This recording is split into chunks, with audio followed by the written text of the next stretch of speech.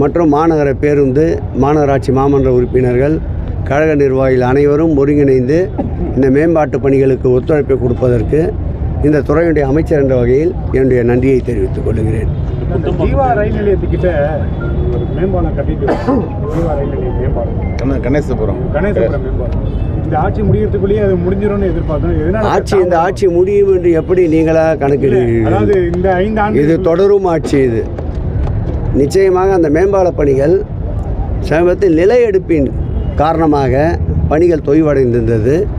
அதேபோல் நம்மோடு எல்லா வகையிலும் ஒத்துப்போகின்ற ஒன்றிய அரசினுடைய ஒத்துழையாமை இயக்கத்தால் பணிகள் தாமதப்படுத்தப்பட்டிருக்கின்றன. அந்த பணிகள் தற்போது தொடங்கப்பட்டிருக்கின்றன.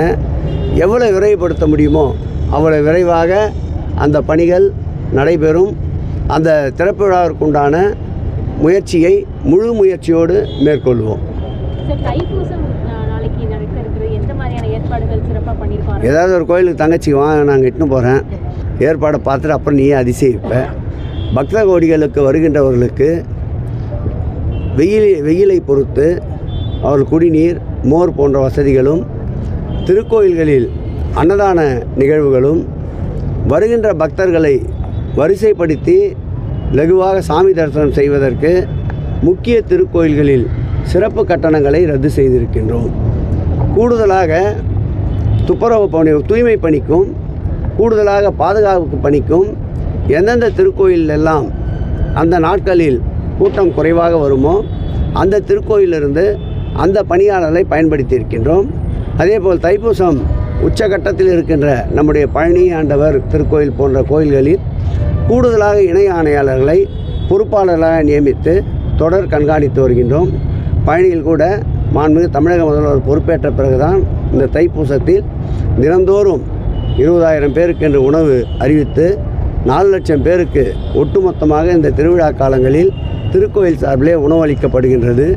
அதேபோல் முழு நேர அன்னதான திட்டமும் பழனி திருக்கோயிலே முழு நேரம் ஒரு நாளைக்கு இந்த விழா காலங்களில் 20,000 பேர் உணவு அருந்துகின்ற வகையில் ஏற்பாடு செய்யப்பட்டிருக்கின்றது.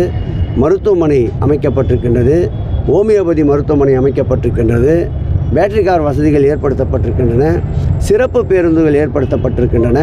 அனைத்து பெரிய திருக்கோயில்களிலும் போதிய அளவு காவல்துறை ஆய்வு செய்து போதிய காவல்துறை அவருடைய பாதுகாப்பு வழங்கப்பட்டிருக்கின்றது.